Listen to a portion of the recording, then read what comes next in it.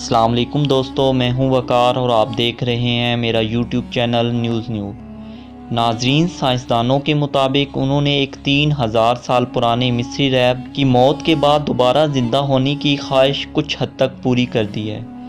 یہ اس وقت ممکن ہوا جب انہوں نے اس کی ہنور شدہ لاش یعنی ممی میں موجود ایک آواز کی نالی کی مصنوعی شکل تیار کی اور اس سے پیدا ہونے والی آواز کی نقل تیار کر لی۔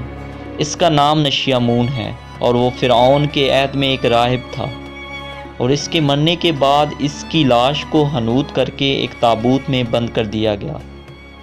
150 سال پہلے یہ تابوت لندن کے ایک میوزیم میں پہنچ گیا۔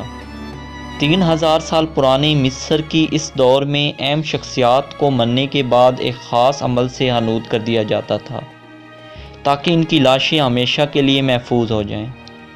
اس زمانے میں یہ تصور تھا ایک وقت آئے گا جب یہ دوبارہ زندہ ہو جائیں گے، چنانچہ بادشاہوں کو ان کے مقبروں میں ان کے خزانوں اور غلاموں کو حنوط کر کے محفوظ کر دیا جاتا تھا۔ لیکن نشیامون کا معاملہ دوسروں سے ذرا مختلف تھا۔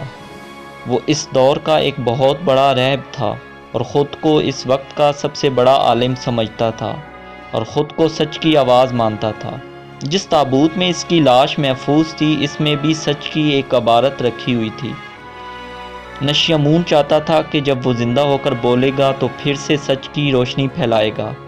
نشیامون خود تو زندہ نہ ہو سکا، لیکن اس کی زبان کو زندگی مل گئی ہے، لیکن ابھی تک اس نے صرف ایک لفظ بولا ہے۔ اس کی آواز یوٹیوب اور سائنس کی ویب سائٹوں پر موجود ہے۔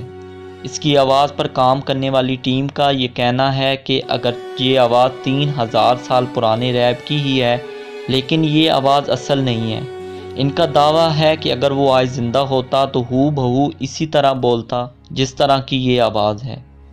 یونیورسٹی آف لندن میں زبان سے متعلق ایک ماہر ڈاکٹر کی قیادت میں سائنسدانوں کی ایک ٹیم نے یہ جاننے کے لیے کہ نشیامون کی آواز کیسی تھی، سٹی سکین کا استعمال کیا۔